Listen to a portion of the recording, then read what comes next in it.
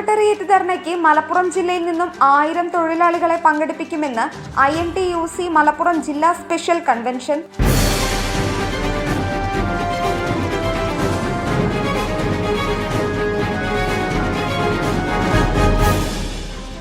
August 21-ന് സംസ്ഥാന കമ്മിറ്റിയുടെ നേതൃത്വത്തിൽ നടത്തുന്ന സെക്രട്ടേറിയറ്റ് ധർണയിൽ 1000 പേർ പങ്കെടുക്കുമെന്ന് INTUC ജില്ലാ നേതൃത്വം പറഞ്ഞു.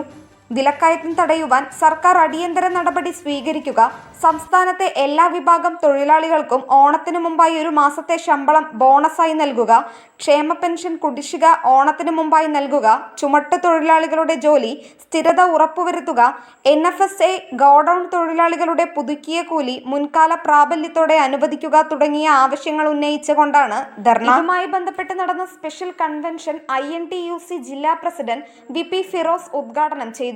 ജില്ലാ വൈസ് പ്രസിഡന്റ് അറക്കൽ കൃഷ്ണൻ അധ്യക്ഷത വഹിച്ചു. ജില്ലാ ഭാരവാഹികളായ ഫസൽ പുല്ലങ്കോട്, സംഗീത, ജയൻ അറക്കൽ, സുബൈർ പച്ചീരി, നിയോജക മണ്ഡലം പ്രസിഡന്റുമാരായ ജൊമേഷ് തോമസ്, അബ്ദു രണ്ടത്താണി, ബാലൻ കൊണ്ടോട്ടി, കുഞ്ഞാവ താനൂർ, സിഹാബുൽ ഹക്ക്, ജലീൽ വണ്ടൂർ എന്നിവർ പ്രസംഗിച്ചു.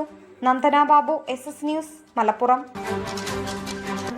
SS മീഡിയ മലബാറിൻ്റെയും മലപ്പുറത്തിൻ്റെയും വാർത്തകളും വിശേഷങ്ങളും അറിയാൻ ഈ ചാനൽ ഇപ്പോൾ തന്നെ സബ്സ്ക്രൈബ് ചെയ്യുക.